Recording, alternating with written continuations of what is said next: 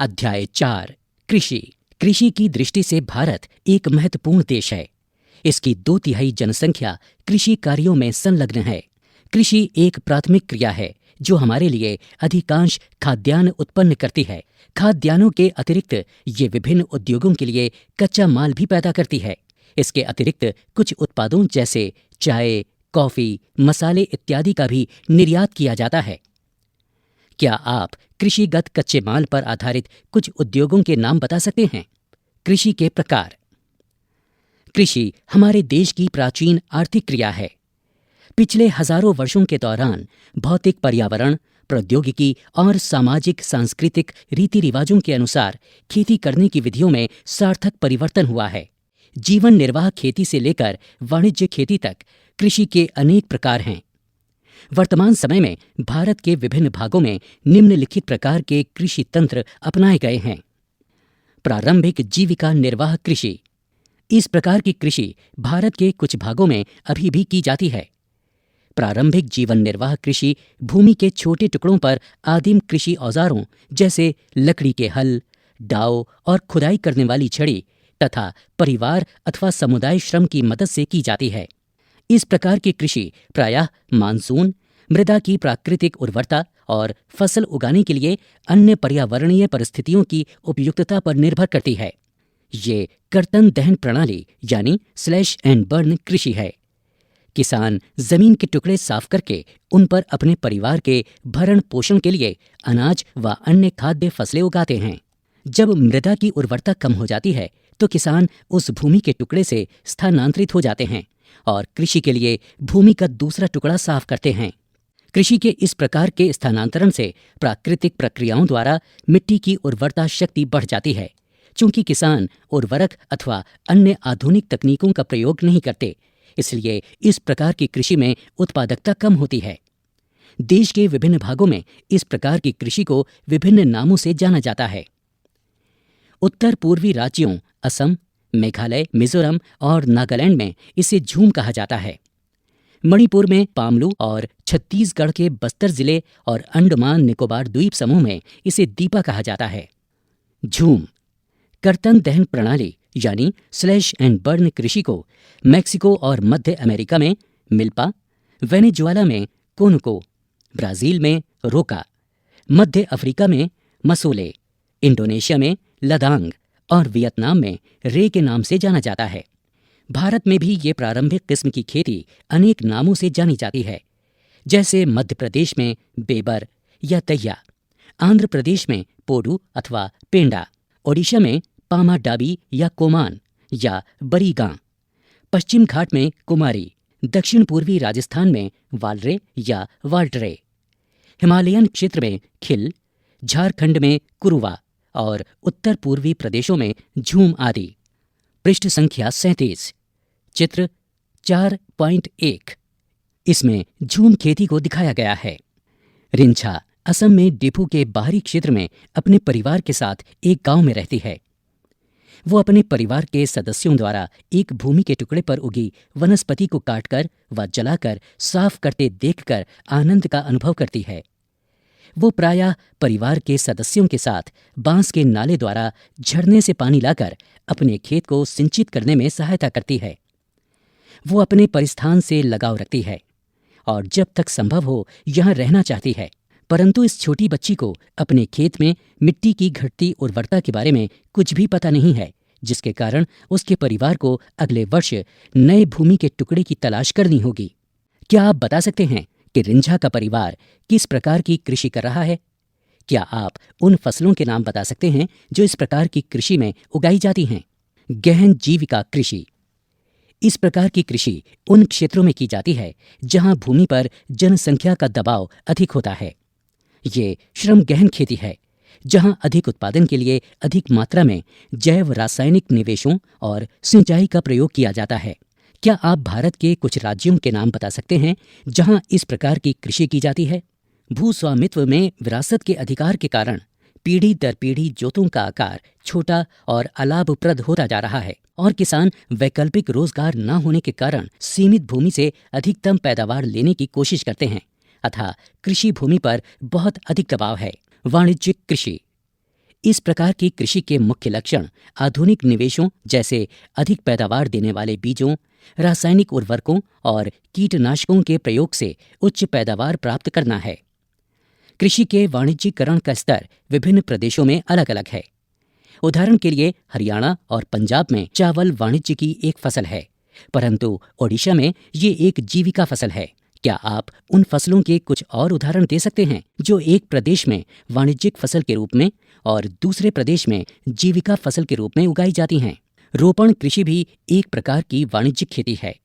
इस प्रकार की खेती में लंबे चौड़े क्षेत्र में एकल फसल बोई जाती है। रोपण कृषि उद्योग और कृषि के बीच एक अंतरापृष्ठ यानी इंटरफेस है। रोपण कृषि व्यापक क्षेत्र में की जाती है जो अत्यधिक पूंजी और श्रमिकों की सहायता से की जाती है। इससे प्राप्त सारा उत्पादन उद्योग में कच्चे माल के रूप में प्रयोग होता है। भारत में चाय, कॉफी, रबड़, गन्ना, केला इत्यादि महत्वपूर्ण रोपण फसलें हैं। असम और उत्तरी बंगाल में चाय, कर्नाटक में कॉफी वहां की मुख्य रोपण फसलें हैं। चूंकि रोपण कृषि में उत्पादन बिक्री के लिए होता है, इसलिए इसके विकास में परिवहन और संचार साधन से संबंधित उद्योग और बाजार महत्वपूर्ण योगदान देते हैं। चित्र नंबर 4.2 में भारत के दक्षिणी भाग में केले की रोपण कृषि को दर्शाया गया है। चित्र नंबर 4.3 में उत्तर पूर्व में बांस की कृषि को दर्शाया गया है। पृष्ठ संख्या 38। शस्य प्रारूप। आपने भारत की भौतिक विविधताओं और संस्कृतियों की बहुलताओं के संबंध में अध्ययन किया है। ये देश में कृषि पद्धतियों और शस्य प्रारूपों में प्रतिबिंबित होता है। इसीलिए देश में बोई जाने वाली फसलों में अनेक प्रकार के खाद्यान्न और रेशे वाली फसलें, सब्जियां, फल, मसाले इत्यादि शामिल हैं। भारत में 3 शस्य ऋतुएं हैं जो इस प्रकार हैं: रबी, खरीफ और जायद। रबी फसलों को शीत ऋतु में अक्टूबर से दिसंबर के मध्य बोया जाता है और ग्रीष्म ऋतु में अप्रैल से जून के मध्य काटा जाता है। गेहूं, जौ, मटर, चना और सरसों कुछ मुख्य रबी फसलें हैं। यद्यपि ये फसलें देश के विस्तृत भाग में बोई जाती हैं। उत्तर और उत्तरी पश्चिमी राज्य जैसे पंजाब, हरियाणा, हिमाचल प्रदेश, जम्मू कश्मीर, उत्तराखंड और उत्तर प्रदेश गेहूं और अन्य रबी फसलों के उत्पादन के लिए महत्वपूर्ण राज्य हैं। शीत ऋतु में शीतोष्ण पश्चिमी विक्षोभों से होने वाली वर्षा इन फसलों के अधिक उत्पादन में सहायक होती है। पंजाब, हरियाणा, पश्चिमी उत्तर प्रदेश और राजस्थान के कुछ भागों में हरित क्रांति की सफलता भी रबी फसलों की वृद्धि में एक महत्वपूर्ण कारक है। खरीफ फसलें देश के विभिन्न क्षेत्रों में मानसून के आगमन के साथ बोई जाती हैं और सितंबर-अक्टूबर में काट ली जाती हैं। इस ऋतु में बोई जाने वाली मुख्य फसलों में चावल, मक्का, ज्वार, बाजरा, तुर यानी अरहर, मूंग, उड़द, कपास, जूट, मूंगफली और सोयाबीन शामिल हैं। चावल की खेती मुख्य रूप से असम, पश्चिमी बंगाल, ओडिशा, आंध्र प्रदेश, तमिलनाडु, केरल और महाराष्ट्र, विशेषकर कोंकण तटीय क्षेत्रों, उत्तर प्रदेश और बिहार में की जाती है। पिछले कुछ वर्षों में चावल पंजाब और हरियाणा में बोई जाने वाली महत्वपूर्ण फसल बन गई है। असम, पश्चिमी बंगाल और ओडिशा में धान की 3 फसलें औस, अमन और बोरो बोई जाती हैं। रबी और खरीफ फसल ऋतुओं के बीच ग्रीष्म ऋतु में बोई जाने वाली फसल को जायद कहा जाता है। जायद ऋतु में मुख्यतः तरबूज, खरबूजे, खीरे, सब्जियों और चारे की फसलों की खेती की जाती है। गन्ने की फसल को तैयार होने में लगभग 1 वर्ष लगता है। पृष्ठ संख्या 39। पृष्ठ संख्या 39 पर भारत का मानचित्र है जिसमें भारत में चावल का उत्पादन दिखाया गया है। जिन 2 क्षेत्रों में इसे विभाजित किया गया है वो हैं प्रमुख क्षेत्र और गौण क्षेत्र। भारत में चावल वितरण के प्रमुख क्षेत्र हैं पश्चिमी उत्तर प्रदेश, बिहार, पश्चिमी बंगाल, असम, छत्तीसगढ़, झारखंड, ओडिशा, आंध्र प्रदेश, तमिलनाडु, केरल और गोवा। गौण क्षेत्र हैं पंजाब, हरियाणा, पूर्वी उत्तर प्रदेश, मध्य प्रदेश, तेलंगाना, तमिलनाडु और राजस्थान का कुछ भाग। इसके अलावा कर्नाटक, महाराष्ट्र और गुजरात के तटीय भाग। पृष्ठ संख्या 40। मुख्य फसलें। मिट्टी, जलवायु और कृषि पद्धति में अंतर के कारण देश के विभिन्न क्षेत्रों में अनेक प्रकार की खाद्य और अखाद्य फसलें उगाई जाती हैं। भारत में उगाई जाने वाली मुख्य फसलें चावल, गेहूं, मोटे अनाज, दालें, चाय, कॉफी, गन्ना, तिलहन, कपास और जूट इत्यादि हैं। चावल। भारत में अधिकांश लोगों का खाद्यान्न चावल है। हमारा देश चीन के बाद दूसरा सबसे बड़ा चावल उत्पादक देश है। ये एक खरीफ की फसल है जिसे उगाने के लिए उच्च तापमान 25 डिग्री सेल्सियस से ऊपर और अधिक आर्द्रता 100 सेंटीमीटर से अधिक वर्षा की आवश्यकता होती है। कम वर्षा वाले क्षेत्रों में इसे सिंचाई करके उगाया जाता है। चावल उत्तर और उत्तर पूर्वी मैदानों, तटीय क्षेत्रों और डेल्टाई प्रदेशों में उगाया जाता है। नहरों के जाल और नलकूपों की सघनता के कारण पंजाब, हरियाणा, पश्चिमी उत्तर प्रदेश और राजस्थान के कुछ कम वर्षा वाले क्षेत्रों में चावल की फसल उगाना संभव हो पाया है। चित्र संख्या 4.4 का चावल की कृषि को दर्शाया गया है। चित्र 4.4 खा मैदान में कटाई के लिए तैयार चावल की फसल को दिखाया गया है। गेहूं। गेहूं भारत की दूसरी सबसे महत्वपूर्ण खाद्यान्न फसल है जो देश के उत्तर और उत्तर पश्चिमी भागों में पैदा की जाती है। रबी की फसल को उगाने के लिए शीत ऋतु और पकने के समय खिली धूप की आवश्यकता होती है। इसे उगाने के लिए समान रूप से वितरित 50 से 75 सेंटीमीटर वार्षिक वर्षा की आवश्यकता होती है। देश में गेहूं उगाने वाले दो मुख्य क्षेत्र हैं। उत्तर पश्चिम में गंगा सतलुज का मैदान और दक्कन का काली मिट्टी वाला प्रदेश। पंजाब, हरियाणा, उत्तर प्रदेश, बिहार, राजस्थान और मध्य प्रदेश के कुछ भाग गेहूं पैदा करने वाले मुख्य राज्य हैं। चित्र संख्या 4.5 में गेहूं की कृषि को दर्शाया गया है। मोटे अनाज, मिलेट्स। ज्वार, बाजरा और रागी भारत में उगाए जाने वाले मुख्य मोटे अनाज हैं। यद्यपि इन्हें मोटा अनाज कहा जाता है, परंतु इनमें पोषक तत्वों की मात्रा अत्यधिक होती है। उदाहरणतया रागी में प्रचुर मात्रा में लोहा, कैल्शियम, सूक्ष्म पोषक और भूसी मिलती है। क्षेत्रफल और उत्पादन की दृष्टि से ज्वार देश की तीसरी महत्वपूर्ण खाद्यान्न फसल है। ये फसल वर्षा पर निर्भर होती है। अधिकतर आर्द्र क्षेत्रों में उगाए जाने के कारण इसके लिए सिंचाई की आवश्यकता नहीं होती है। महाराष्ट्र राज्य इस फसल का सबसे बड़ा उत्पादक है तथा कर्नाटक, आंध्र प्रदेश और मध्य प्रदेश इसके अन्य मुख्य उत्पादक राज्य हैं। बाजरा। ये बलुआ और उथली काली मिट्टी पर उगाया जाता है। राजस्थान बाजरा का सबसे बड़ा उत्पादक राज्य है और उत्तर प्रदेश, महाराष्ट्र, गुजरात और हरियाणा इसके अन्य मुख्य उत्पादक राज्य हैं। रागी शुष्क प्रदेशों की फसल है और ये लाल, काली, बलुआ, दोमट और उथली काली मिट्टी पर अच्छी तरह उगाई जाती है। कर्नाटक रागी का सबसे बड़ा उत्पादक राज्य है और इसके बाद तमिलनाडु दूसरा प्रमुख उत्पादक राज्य है। इन राज्यों के अलावा हिमाचल प्रदेश, उत्तराखंड, सिक्किम, झारखंड और अरुणाचल प्रदेश में भी रागी महत्वपूर्ण फसल है। चित्र संख्या 4.6। इस चित्र में बाजरे की कृषि को दर्शाया गया है। पृष्ठ संख्या 41। पृष्ठ संख्या 41 पर भारत का मानचित्र है जिसमें भारत में गेहूं का उत्पादन दिखाया गया है। जिन दो क्षेत्रों में इसे विभाजित किया गया है वो हैं प्रमुख क्षेत्र और गौण क्षेत्र। गेहूं के प्रमुख क्षेत्र हैं पंजाब, हरियाणा, पूर्वी उत्तर प्रदेश, हिमाचल प्रदेश, उत्तराखंड, मध्य प्रदेश और राजस्थान का कुछ भाग। गेहूं के गौण क्षेत्र हैं पश्चिमी उत्तर प्रदेश, बिहार, राजस्थान, मध्य प्रदेश, गुजरात और महाराष्ट्र का कुछ भाग। पृष्ठ संख्या 42। मक्का। ये एक ऐसी फसल है जो खाद्यान्न व चारा दोनों रूप में प्रयोग होती है। ये एक खरीफ फसल है जो 21 डिग्री सेल्सियस से 27 डिग्री सेल्सियस तापमान में और पुरानी जलोढ़ मिट्टी पर अच्छी प्रकार से उगाई जाती है। बिहार जैसे कुछ राज्यों में मक्का रबी की ऋतु में भी उगाई जाती है। आधुनिक प्रौद्योगिक निवेशों जैसे उच्च पैदावार देने वाले बीजों, उर्वरकों और सिंचाई के उपयोग से मक्का का उत्पादन बढ़ा है। कर्नाटक, उत्तर प्रदेश, बिहार, आंध्र प्रदेश और मध्य प्रदेश मक्का के मुख्य उत्पादक राज्य हैं। चित्र संख्या 4.7 इस चित्र में मक्के की कृषि को दर्शाया गया है। दालें। भारत विश्व में दालों का सबसे बड़ा उत्पादक तथा उपभोक्ता देश है।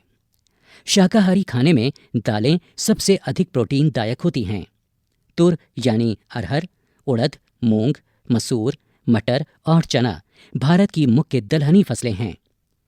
क्या आप बता सकते हैं कि इनमें से कौन सी दालें खरीफ में और कौन सी दालें रबी में उगाई जाती हैं? दालों को कम नमी की आवश्यकता होती है और इन्हें शुष्क परिस्थितियों में भी उगाया जा सकता है। फलीदार फसलें होने के नाते अरहर को छोड़कर अन्य सभी दालें वायु से नाइट्रोजन लेकर भूमि की उर्वरता को बनाए रखती हैं। अतः इन फसलों को आमतौर पर अन्य फसलों के आवर्तन यानी रोटेटिंग में बोया जाता है। भारत में मध्य प्रदेश, उत्तर प्रदेश, राजस्थान, महाराष्ट्र और कर्नाटक दाल के मुख्य उत्पादक राज्य हैं। खाद्यान्नों के अलावा अन्य खाद्य फसलें। गन्ना। गन्ना एक उष्ण और उपोष्ण कटिबंधीय फसल है। ये फसल 21 डिग्री सेल्सियस से 27 डिग्री सेल्सियस तापमान और 75 सेंटीमीटर से 100 सेंटीमीटर वार्षिक वर्षा वाली उष्ण और आर्द्र जलवायु में बोई जाती है। कम वर्षा वाले प्रदेशों में सिंचाई की आवश्यकता होती है। इसे अनेक मिट्टियों में उगाया जा सकता है तथा इसके लिए बुआई से लेकर कटाई तक काफी शारीरिक श्रम की आवश्यकता होती है। ब्राजील के बाद भारत गन्ने का दूसरा सबसे बड़ा उत्पादक देश है। ये चीनी, गुड़, खांडसारी और शीरा बनाने के काम आता है। उत्तर प्रदेश, महाराष्ट्र, कर्नाटक, तमिलनाडु, आंध्र प्रदेश, बिहार, पंजाब और हरियाणा गन्ना के मुख्य उत्पादक राज्य हैं। चित्र संख्या 4.8 में गन्ने की कृषि को दर्शाया गया है। पृष्ठ संख्या 43। तिलहन। भारत विश्व में सबसे बड़ा तिलहन उत्पादक देश है। देश में कुल बोए गए क्षेत्र के 12% भाग पर कई तिलहन की फसलें उगाई जाती हैं। मूंगफली, सरसों, नारियल, तिल, सोयाबीन, अरंडी, बिनौला, अलसी और सूरजमुखी भारत में उगाई जाने वाली मुख्य तिलहन फसलें हैं। इनमें से अधिकतर खाद्य हैं और खाना बनाने में प्रयोग की जाती हैं, परंतु इनमें से कुछ तेल के बीजों को साबुन, प्रसाधन यानी श्रृंगार का सामान और उपटन उद्योग में कच्चे माल के रूप में भी प्रयोग किया जाता है। मूंगफली खरीफ की फसल है तथा देश में मुख्य तिलहनों के कुल उत्पादन का आधा भाग इसी फसल से प्राप्त होता है।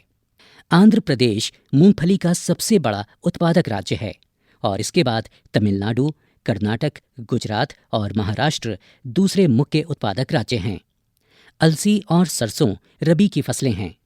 तिल उत्तरी भारत में खरीफ की फसल है और दक्षिणी भारत में रबी की।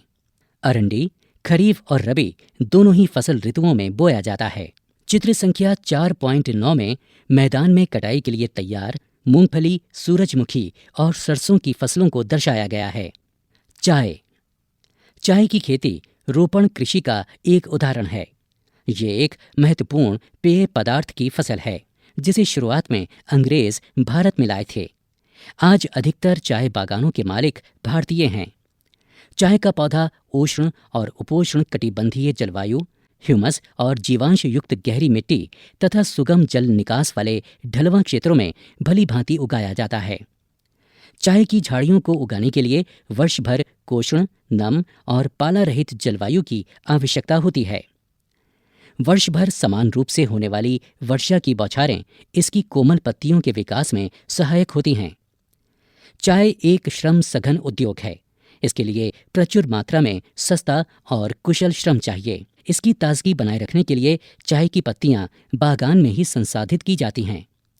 चाय के मुख्य उत्पादक क्षेत्रों में असम, पश्चिमी बंगाल में दार्जिलिंग और जलपाईगुड़ी जिलों की पहाड़ियां, तमिलनाडु और केरल हैं। इनके अलावा हिमाचल प्रदेश, उत्तराखंड, मेघालय, आंध्र प्रदेश और त्रिपुरा आदि राज्यों में भी चाय उगाई जाती है। भारत विश्व का अग्रणी चाय उत्पादक और निर्यातक देश है। चित्र संख्या 4.10 में चाय की कृषि को दर्शाया गया है। चित्र संख्या 4.11 में चाय की पत्तियों को चुनती श्रमिक महिलाएं दर्शाई गई हैं। कॉफी। भारत विश्व की लगभग 4% कॉफी का उत्पादन करता है। भारतीय कॉफी अपनी गुणवत्ता के लिए विश्व विख्यात है। हमारे देश में अरेबिका किस्म की कॉफ़ी पैदा की जाती है, जो आरंभ में यमन से लाई गई थी। इस किस्म की कॉफ़ी की विश्व भर में अधिक मांग है। इसकी कृषि की शुरुआत बाबा बूदन पहाड़ियों से हुई और आज भी इसकी खेती नीलगिरी की पहाड़ियों के आसपास कर्नाटक, केरल और तमिलनाडु में की जाती है। बागवानी फसलें। भारत विश्व में सबसे अधिक फलों और सब्जियों का उत्पादन करता है। भारत उष्ण और शीतोष्ण कटिबंधीय दोनों ही प्रकार के फलों का उत्पादक देश है। भारतीय फलों, जिनमें महाराष्ट्र, आंध्र प्रदेश, उत्तर प्रदेश और पश्चिमी बंगाल के आम, नागपुर और चेरापूंजी यानी मेघालय के संतरे, केरल, मिजोरम, महाराष्ट्र और तमिलनाडु के केले, उत्तर प्रदेश और बिहार की लीची, मेघालय के अनन्नास, आंध्र प्रदेश और महाराष्ट्र के अंगूर तथा हिमाचल प्रदेश और जम्मू व कश्मीर के सेब, नाशपाती, खुबानी और अखरोट की विश्व भर में बहुत मांग है। चित्र संख्या 4.12 में अखरोट, सेब और अनार के बागान को दिखाया गया है। भारत विश्व की लगभग 13% सब्जियों का उत्पादन करता है। भारत का मटर, फूल गोभी, प्याज, बंद गोभी, टमाटर, बैगन और आलू उत्पादन में प्रमुख स्थान है। चित्र संख्या 4.13 में सब्जियों की कृषि, मटर, फूल गोभी, टमाटर और बैगन को दर्शाया गया है। पृष्ठ संख्या 44। अखाद्य फसलें। रबड़। रबड़ भूमध्य रेखीय क्षेत्र की फसल है, परंतु विशेष परिस्थितियों में उष्ण और उपोष्ण क्षेत्रों में भी उगाई जाती है। इसको 200 सेंटीमीटर से अधिक वर्षा और 25 डिग्री सेल्सियस से अधिक तापमान वाली नम और आर्द्र जलवायु की आवश्यकता होती है। रबड़ एक महत्वपूर्ण कच्चा माल है जो उद्योगों में प्रयुक्त होता है। इसे मुख्य रूप से केरल, तमिलनाडु, कर्नाटक, अंडमान निकोबार द्वीप समूह और मेघालय में गारो पहाड़ियों में उगाया जाता है। प्राकृतिक रबड़ के उत्पादन में भारत को विश्व में 5वां स्थान प्राप्त है। क्रियाकलाप। उन वस्तुओं की सूची बनाइए जो रबड़ से बनती हैं और हम इनका प्रयोग करते हैं। चित्र संख्या 4.14 में प्राकृतिक रबड़ के उपयोग को पाई चार्ट के माध्यम से दिखाया गया है। ये उपयोग इस प्रकार हैं। मोटर गाड़ी टायर और ट्यूब में 44.5%, साइकिल टायर और ट्यूब में 13.3%, ऊंट काठी में 6%, जूते और चप्पल में 11.2%, रबड़ की नली और पेटी में 6.1%, रबड़ फोम में 5.1%, गद्देदार वस्तुओं में 5.1% और अन्य में 8.7% प्राकृतिक रबड़ का उपयोग होता है। पृष्ठ संख्या 45।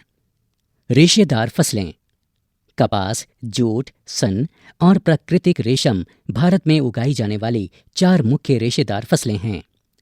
इनमें से पहली 3 मिट्टी में फसल उगाने से प्राप्त होती हैं और चौथी रेशम के कीड़े के कोकून से प्राप्त होती है, जो मलबरी पेड़ की हरी पत्तियों पर पलता है।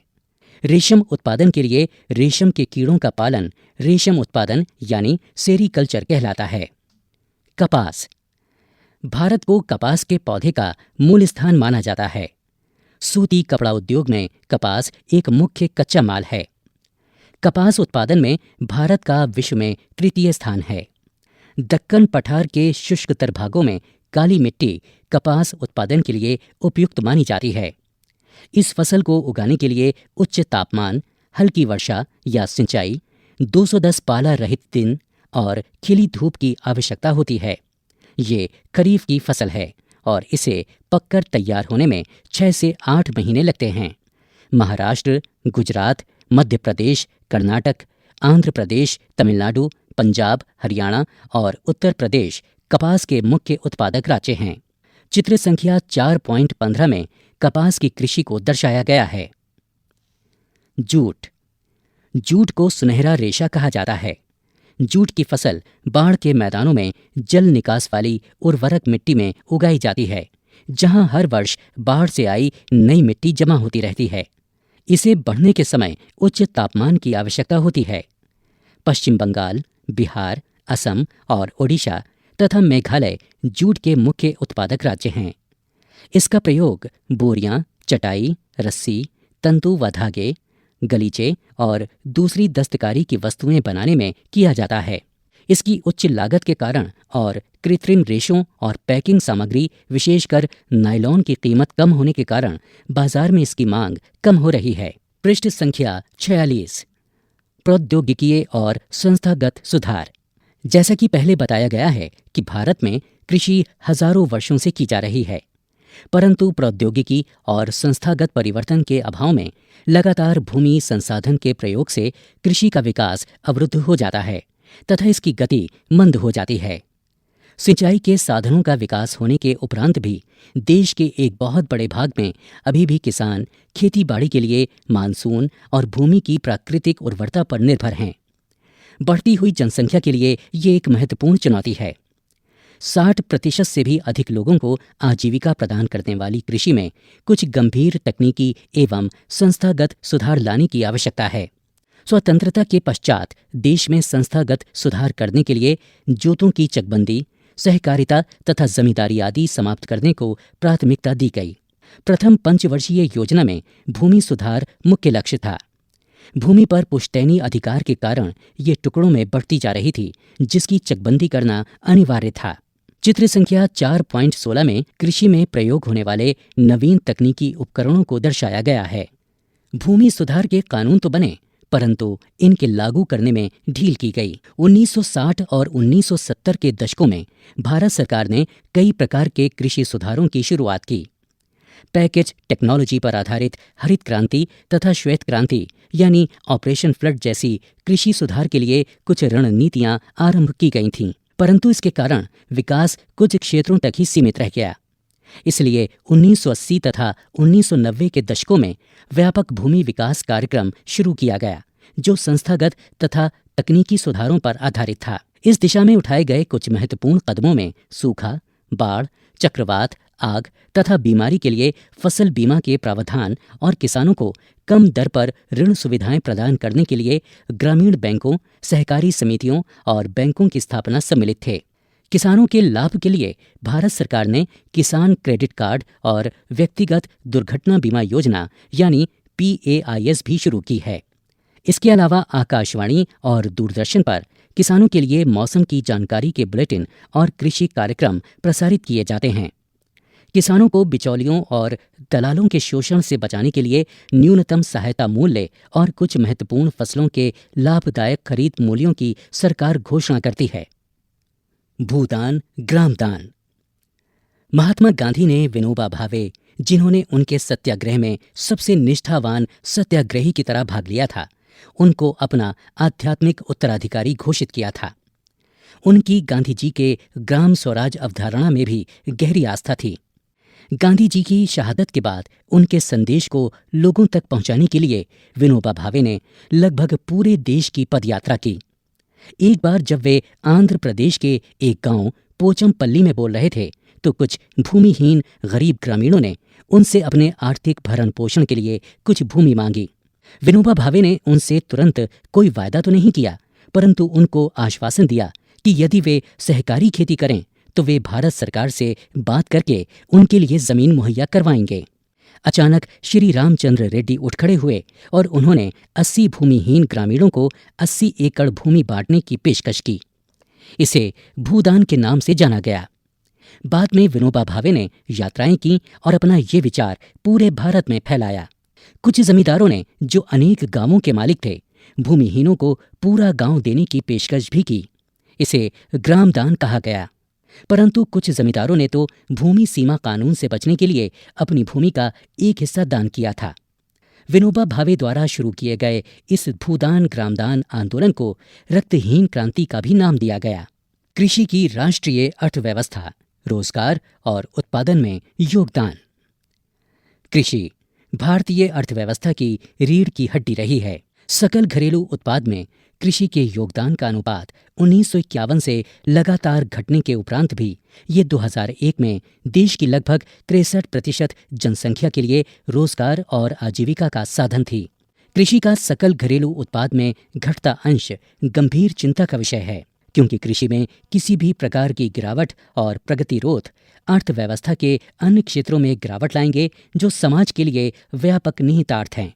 कृषि के महत्व को समझते हुए भारत सरकार ने इसके आधुनिकीकरण के लिए भरसक प्रयास किए हैं। भारतीय कृषि में सुधार के लिए भारतीय कृषि अनुसंधान परिषद व कृषि विश्वविद्यालयों की स्थापना, पशु चिकित्सा सेवाएं और पशु प्रजनन केंद्र की स्थापना, बागवानी विकास, मौसम विज्ञान और मौसम के पूर्वानुमान के क्षेत्र में अनुसंधान और विकास को वरीयता दी गई। क्रियाकलाप: ज्ञात करें कि भारतीय किसान अपने बेटे को किसान क्यों नहीं बनाना चाहता। तालिका 4.1 भारत सकल घरेलू उत्पाद में वृद्धि प्रतिशत में और प्रमुख खंड हैं कृषि, उद्योग और सेवाएं। कृषि में ये वृद्धि 1980-91 में 3.6, 1992 से 2001 में 3.3 और 2002 से 2007 में 4%। उद्योग में ये वृद्धि 1980 से 1991 में 7.1%, 1992 से 2001 में 6.5% और 2002 से 2007 में 9.5%। सेवाओं में ये वृद्धि 1980 से 1991 6.7, 1992 से 2001 8.2, 2002 से 2007 9.1%। सकल घरेलू उत्पाद रहा 1980 से 1991 में 5.6, 1992 से 2001 में 6.4 और 2002 से 2007 में 8%। स्रोत 10वीं पंचवर्षीय योजना 2002-2007। तालिका 4.1 से स्पष्ट होता है कि पिछले वर्षों में सकल घरेलू उत्पाद में वृद्धि हुई है, परंतु इससे देश में पर्याप्त मात्रा में रोजगार के अवसर उपलब्ध नहीं हो रहे हैं। कृषि में विकास दर कम हो रही है, जो कि एक चिंताजनक स्थिति है। वर्तमान में भारतीय किसान को अंतर्राष्ट्रीय प्रतिस्पर्धा से एक बड़ी चुनौती का सामना कृषि सेक्टर में विशेष रूप से करना पड़ रहा है और हमारी सरकार कृषि सेक्टर में विशेष रूप से सिंचाई, ऊर्जा, ग्रामीण सड़कों, मंडियों और यंत्रीकरण में सार्वजनिक पूंजी के निवेश को कम करती जा रही है।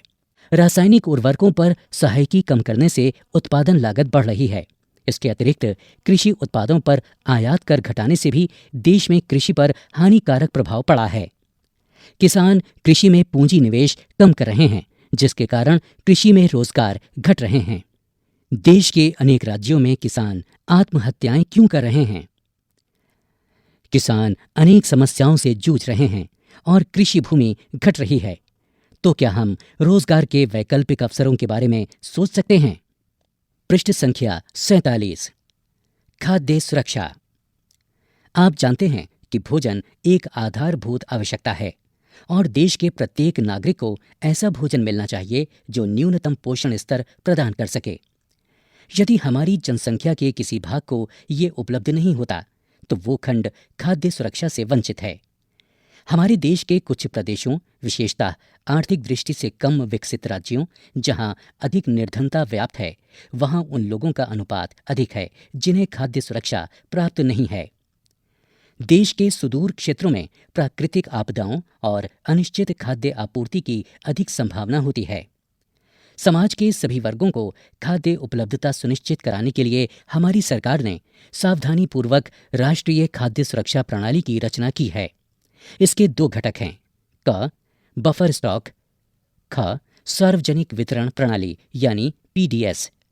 जैसा कि आप जानते हैं, सार्वजनिक वितरण प्रणाली एक कार्यक्रम है जो ग्रामीण और नगरीय क्षेत्रों में खाद्य पदार्थ और अन्य आवश्यक वस्तुएं सस्ती दरों पर उपलब्ध कराती है। भारत की खाद्य सुरक्षा नीति का प्राथमिक उद्देश्य सामान्य लोगों को खरीद सकने योग्य कीमतों पर खाद्यान्नों की उपलब्धता को सुनिश्चित करना है। इससे निर्धन भोजन प्राप्त करने में समर्थ हुए हैं। इस नीति का केंद्र कृषि उत्पादन में वृद्धि और भंडारों को बनाए रखने के लिए चावल और गेहूं की अधिक प्राप्ति के लिए समर्थन मूल्य को निर्धारित करना है। खाद्यान्नों की अधिक प्राप्ति और भंडारण की व्यवस्था फूड कॉरपोरेशन ऑफ इंडिया यानी एफसीआई करती है, जबकि इसके वितरण को सार्वजनिक वितरण प्रणाली सुनिश्चित करती है। भारतीय खाद्य निगम यानी एफसीआई सरकार द्वारा घोषित न्यूनतम समर्थन मूल्यों पर किसानों से खाद्यान्न प्राप्त करती है। सरकार उर्वरक, ऊर्जा और जल जैसे कृषि निवेशों पर सहायकी यानी सब्सिडीज उपलब्ध कराती थी। अब इन सहायकियों का बोझ उठाना असहनीय हो रहा है और इससे इन दुर्लभ निवेशों का बड़े पैमाने पर दुरुपयोग भी हुआ है। जल और उर्वरकों के अधिक और अविवेकपूर्ण प्रयोग से जलाक्रांतता, लवणता और सूक्ष्म पोषक तत्वों की कमी की समस्याएं पैदा हो गई हैं। ऊंचा न्यूनतम समर्थन मूल्य, निवेशों में सहायकी और एफसीआई द्वारा शर्तिया खरीद ने शस्य प्रारूप को बिगाड़ दिया है। जो न्यूनतम समर्थन मूल्य उन्हें मिलता है, उसके लिए गेहूं और चावल की अधिक फसलें उगाई जा रही हैं। पंजाब और हरियाणा इसके अग्रणी उदाहरण हैं। जैसा कि आप जानते हैं कि उपभोक्ताओं को दो वर्गों में बांट दिया गया है। गरीबी रेखा से नीचे बिलो पॉवर्टी लाइन यानी बीपीएल और गरीबी रेखा से ऊपर एबव पॉवर्टी लाइन यानी एपीएल, और प्रत्येक वर्ग के लिए कीमतें अलग अलग हैं। परंतु ये वर्गीकरण पूर्ण नहीं है, क्योंकि इससे अनेक हकदार गरीब लोग बीपीएल वर्ग से बाहर हो गए हैं। कई एपीएल श्रेणी के लोग एक फसल खराब होने से ही बीपीएल श्रेणी में आ जाते हैं, और प्रशासकीय दृष्टि से ऐसे परिवर्तनों को समायोजित करना कठिन हो जाता है। यदि सरकार उपयुक्त कृषि अवसंरचना ऋणों की सुविधा उपलब्ध कराती है और नई प्रौद्योगिकी के प्रयोग को बढ़ावा देती है, तो प्रत्येक जिला और ब्लॉक को खाद्यान्नों के पैदावार में आत्मनिर्भर बनाया जा सकता है। केवल गेहूं और चावल पर ध्यान देने की अपेक्षा उस क्षेत्र में उगने वाली खाद्य फसलों को बढ़ावा दिया जाना चाहिए जिसमें वृद्धि की बेहतर संभावनाएं हों। सिंचाई सुविधाओं और विद्युत उपलब्ध करवाने जैसे आवश्यक अवसंरचना को बढ़ावा देने से कृषि में निजी पूंजी निवेश को बढ़ावा मिलेगा। सतत पोषणीय आधार पर खाद्यान्न उत्पादन में वृद्धि और अनाजों के व्यापार को बंधन से मुक्ति से भारी मात्रा में रोजगार पैदा होंगे और ग्रामीण क्षेत्रों में गरीबी भी हटेगी। धीरे धीरे खाद्य फसलों की कृषि का स्थान फलों, सब्जियों, तिलहनों और औद्योगिक फसलों की कृषि लेती जा रही है। इससे अनाजों और दालों के अंतर्गत निवल बोया गया क्षेत्र कम होता जा रहा है। भारत की बढ़ती जनसंख्या के साथ घटता खाद्य उत्पादन देश की भविष्य की खाद्य सुरक्षा पर प्रश्न चिन्ह लगाता है। भूमि के आवासन यानी हाउसिंग इत्यादि जैसे गैर कृषि भू उपयोगों और कृषि के बीच बढ़ती भूमि की प्रतिस्पर्धा के कारण बोए गए निवल क्षेत्र में कमी आई है। भूमि की उत्पादकता ने घटती प्रवृत्ति दर्शानी आरंभ कर दी है। उर्वरक, पीड़कनाशी और कीटनाशी जिन्होंने कभी नाटकीय परिणाम प्रस्तुत किए थे, उनको अब मिट्टी के निम्नीकरण का दोषी माना जा रहा है। जल की काली कमी के कारण सिंचित क्षेत्र में कमी आई है। असक्षम जल प्रबंधन से जलाक्रांतता और लवणता की समस्याएं खड़ी हो गई हैं। पृष्ठ संख्या 48। क्या आप जानते हैं कि निरंतर 6 वर्षों से खाद्यान्नों का उत्पादन विकास रुद्ध क्यों रहा है और उसमें कमी क्यों आई है? इसका एक मुख्य कारण भूमि निम्नीकरण है। किसानों को मुफ्त बिजली उपलब्ध करवाने के कारण जल सघन फसलें उगाने के लिए कुछ क्षेत्र के किसानों को सिंचाई के लिए अधिकाधिक भूमिगत जल को पंपों के द्वारा निकालने का प्रोत्साहन मिला। कम वर्षा वाले क्षेत्रों जैसे पंजाब में चावल तथा महाराष्ट्र में गन्ने की खेती इसके उदाहरण हैं। इससे भूमिगत जलभृत यानी एक्वीफर में जल का भंडारण कम होता जा रहा है। परिणाम स्वरूप कई कुएं और नलकूप सूख गए हैं। इससे सीमांत और छोटे किसान कृषि छोड़ने पर मजबूर हो गए हैं। बड़े किसानों को उनके गहरे नलकूपों से अभी भी पानी उपलब्ध है, परंतु बहुत से दूसरे किसान जल की कमी की समस्या का सामना कर रहे हैं। अपर्याप्त भंडारण सुविधाएं और बाजार के अभाव में भी किसान हतोत्साहित होते हैं। इस प्रकार किसान उत्पादन और बाजार की अनियमितता से बुरी तरह से प्रभावित होते हैं। उनको दोहरा नुकसान उठाना पड़ता है। एक तो उन्हें कृषि लागतों जैसे उच्च पैदावार वाले बीजों, उर्वरकों इत्यादि के लिए अधिक दाम देने पड़ते हैं, और दूसरी ओर खरीद मूल्य बढ़ाने के लिए संघर्ष करना पड़ता है। किसानों की पैदावार एक साथ मंडी में पहुंचती है, जिसके कारण खरीद मूल्य कम मिलता है, परंतु उन्हें मजबूरी में अपने उत्पाद बेचने पड़ते हैं। इसलिए छोटे किसानों की सुरक्षा बिना खाद्य सुरक्षा संभव नहीं है। तालिका 4.2 में भारत खाद्यान्न उत्पादन मिलियन टन में। अनुमानित उत्पादन खाद्यान्न है चावल, गेहूं, मोटे अनाज और दालें। चावल 1999-2000 में 89.7 मिलियन टन, 2000-2001 में 85 मिलियन टन, 2001-2002 में 93.3, 2002-2003 में 71.8, 2003-2004 में 88.3, 2004-2005 में 85.3। गेहूं का उत्पादन 1999-2000 में 76.4 मिलियन टन, 2000-2001 में 69.7, 2001-2002 में 72.8, 2002-2003 में 65.8, 2003-2004 में 72.1 और 2004-2005 में 72 मिलियन टन। मोटे अनाज का उत्पादन 1999-2000 में 30.3, 2000-2001 में 31.1, 2001-2002 में 33.4, 2002-2003 में 26.1, 2003-2004 में 38.1, 2004-2005 में 33.9।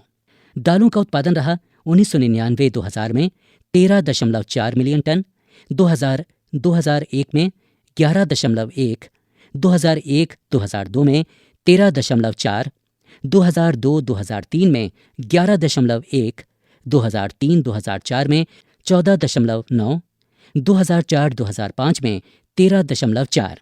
खाद्यान्न का कुल उत्पादन रहा 1999-2000 में 209.8 मिलियन टन, 2000-2001 में 196.8 मिलियन टन, 2001-2002 में 212.9, 2002-2003 में 174.8, 2003-2004 में 213.5 और 2004-2005 में 204.6 मिलियन टन। स्रोत आर्थिक सर्वेक्षण 2005-2006। पृष्ठ संख्या 49। वैश्वीकरण का कृषि पर प्रभाव। वैश्वीकरण कोई नई घटना नहीं है। उपनिवेश काल में भी यही स्थिति मौजूद थी। 19वीं शताब्दी में जब यूरोपीय व्यापारी भारत आए तो उस समय भी भारतीय मसाले विश्व के विभिन्न देशों में निर्यात किए जाते थे और दक्षिण भारत में किसानों को इन फसलों को उगाने के लिए प्रोत्साहित किया जाता था। आज भी गर्म मसाले भारत से निर्यात किए जाने वाली मुख्य वस्तुओं में शामिल हैं।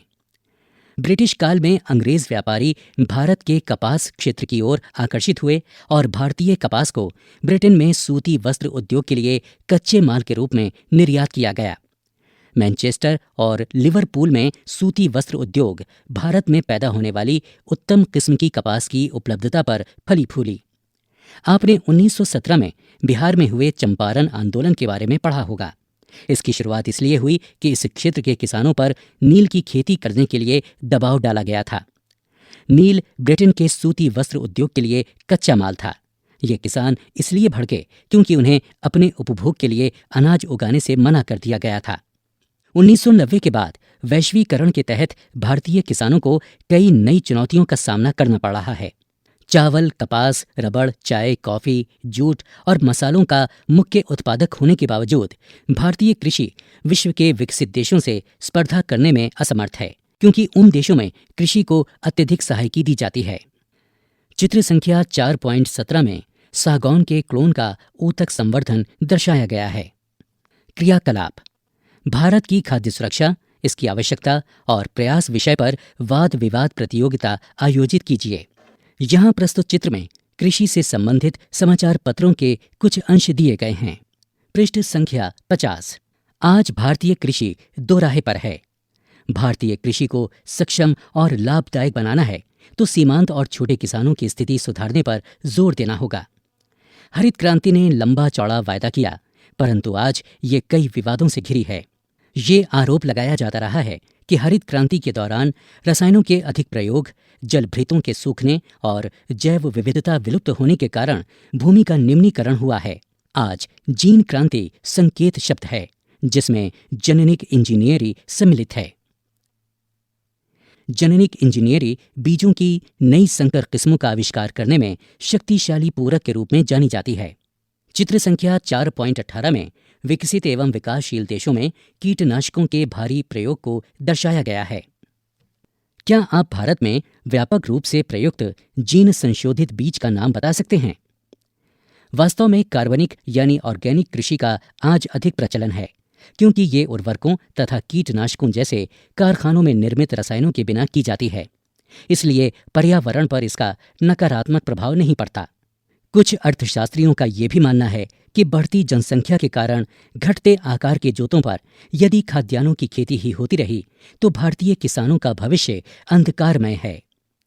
भारत में लगभग 60 करोड़ लोग लगभग 25 करोड़ हेक्टेयर भूमि पर निर्भर हैं। इस प्रकार एक व्यक्ति के हिस्से में औसतन आधा हेक्टेयर से भी कम कृषि भूमि आती है। भारतीय किसानों को शस्यावर्धन करना चाहिए और खाद्यान्नों के स्थान पर कीमती फसलें उगानी चाहिए। इससे आमदनी अधिक होगी और इसके साथ पर्यावरण निम्नीकरण में कमी आएगी। फलों, औषधीय पौधों, बायोडीजल फसलों जैसे जट्रोफा और जोजोबा, फूलों और सब्जियों को उगाने के लिए चावल या गन्ने से बहुत कम सिंचाई की आवश्यकता है। भारत में जलवायु विविधता का विभिन्न प्रकार की कीमती फसलें उगाकर उपयोग किया जा सकता है। अनाज के स्थान पर ऊंचे मूल्य की फसलों को उगाकर शस्य प्रारूप में परिवर्तन का अर्थ होगा कि भारत को खाद्य पदार्थों का आयात करना पड़ेगा।